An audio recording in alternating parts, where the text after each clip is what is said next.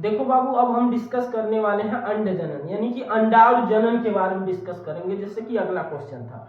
तो अंडाणु जनन होता क्या है कि महिलाओं के अंडाशय में अंडाणुओं के बनने की जो प्रक्रिया होती है ना, उसी को कहते हैं अंड जनन। उसी को क्या कहते हैं?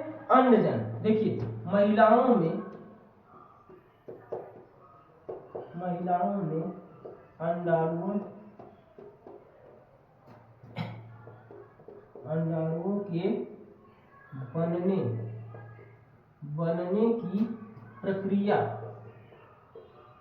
बनने की प्रक्रिया को ही क्या कहते हैं?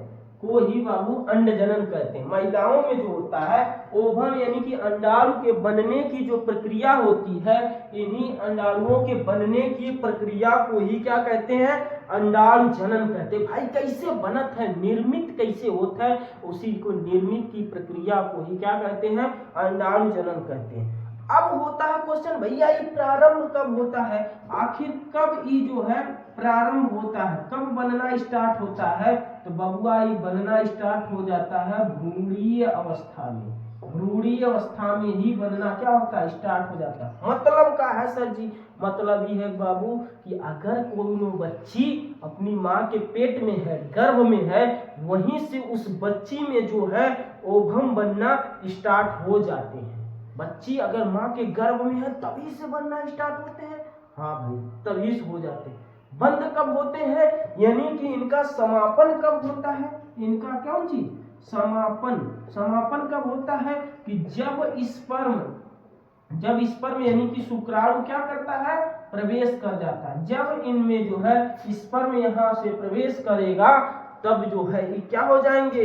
इनका जो है गर्भाशय में जब स्पर्म प्रवेश होगा, तब से ही बनना क्या हो जाएंगे? बंद हो जाएंगे। अरे सर जी कैसे बता रहे हैं, क्या होता है बताइए थोड़ा और डिटेल से। बाबू देखो, जब कोई बच्ची भ्रूणीय अवस्था में होती है, कहने का सेंस है कि जब कोई बच्ची अपनी माँ के गर्भ में होती है, तो जब गर्भ में होती है तो क्या होता है कि जो जनक कोशिका होती है ना, कैसी कोशिका? जनक कोशिका। जनक कोशिका में क्या होता है? जनक कोशिका में बाबू गुणन होता है। जो ओवरी है, ओवरी की जो जनक कोशिका होती है, जनक कोशिका में गुणन होता है। गुणन का मतलब क्या है? गुणन का मतलब बाबू देखो, गुणन का मतलब है समसूत्री विभाजन होता है। क्या होता हुआ? समसूत्री विभाजन होता है। गुणन का मतलब क्या हो गया? समसूत्री विभाजन होता है। अब जब समसूत्री विभाजन हो जाता है तो समसूत्री विभाजन के फलस्वरूप इसमें जो है ऊगोनिया का निर्माण होता है। अंडरलाइन करो भैया, किस चीज का निर्माण होता है? ऊगोनिया।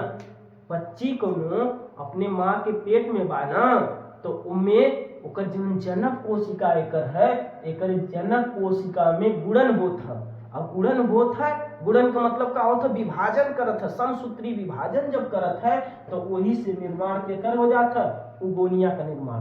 मतलब उगोनिया बन के क्या हो जाता है? तैयार। जब उगोनिया बन के क्या होती है? तैयार हो जाती है, तो जन्म होते ही तब तक ये उगोनिया बनेगी जब तक बच्ची का जन्म ना होगा। ज्यों संसार में बच्ची आएगी, उगोनिया बनना बंद। उगोनिया क्या हो जाएंगे? उगोनिया बनना बंद, मतलब उगोनिया इसी ओवरी में पड़े रहेंगे। अब क्या होता है? अब ये उगोनिया जो है होता क्या है? बच्ची धीरे धीरे वृद्धि करती है, बढ़ती है, खेलती खाती है, एकदम मौज करती है और धीरे धीरे बन जाती है अपने पापा की परी। जब पापा की परी बनती है उसके बाद क्या होता है? जब बच्ची पापा की परी बनती है, 11 से 13 वर्ष की होती है, तो इसमें आता है बाबू कौन चीज? यौनारंभ शुरू होता है। क्या शुरू होता है? यौनारंभ। यौनारंभ जब शुरू होता है तो यही उगोनिया जो कोशिका है, ये जो उगोनिया कोशिका है, कौन चीज? उगोनिया। इन्हीं उगोनिया कोशिका जो यहाँ पर ओवरी में है, इसमें क्या होता है? इसमें होता है बाबू अर्धसूत्री विभाजन। क्या होता है? अर्धसूत्री विभाजन होता है। क्या होता है? अर्धसूत्री विभाजन होता है। जब अर्धसूत्री विभाजन इसमें होता है तो उसके फलस्वरूप 2 कोशिकाएं बनती हैं। देखिए, अगर फर्स्ट में उगोनिया में 46 गुणसूत्र हैं, तो अर्धसूत्री विभाजन जब फर्स्ट होता है तो इसमें जो है गुणसूत्रों की संख्या आधी होगी, यानी कि 23 हो जाती है। इतना समझ में आया? इतना समझ में आया कि ना आया भाई बताओ? इतना आया कि ना समझ में? भाई कुछ ना हुआ है, उगोनिया जो रहल 46 गुणसूत्र रहल में अर्धसूत्री विभाजन प्रथम भयल तो का हो गए दूठ कोशिका बनल जोने में आधा आधा गुणसूत्र यानी कि 23 गुणसूत्र जमन है इनने में चला गया। ठीक है, होत का है एक जो कोशिका बनती है इसे कहते हैं ओभम यानी कि अंडाणु, और दूसरी जो कोशिका बनती है इसे कहते हैं ध्रुवीय काय। क्या कहते हैं? ध्रुवीय काय। पुनः इन कोशिकाओं में जो है अर्धसूत्री विभाजन क्या होता है? द्वितीय। इसमें क्या होगा? अर्धसूत्री विभाजन द्वितीय होगा। जब अर्धसूत्री विभाजन द्वितीय होगा तो इससे पुनः एक कोशिका बनेगी, दो कोशिका, इससे भी दो कोशिका बनेगी। ठीक है।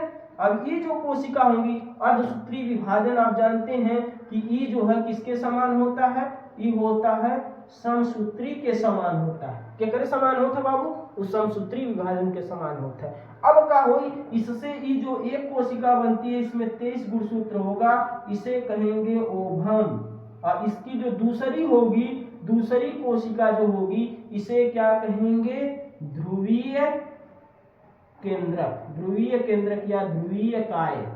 ठीक है, यानी कि एक ओभम बनेगा और 3 गो ध्रुवीय केंद्रक जो है बनके क्या हो जाएंगे? तैयार हो जाएंगे। बात समझ में आई कि ना? तैयार हो जाएंगे और ये तीनों नष्ट हो जाएंगे, ये बचेगा।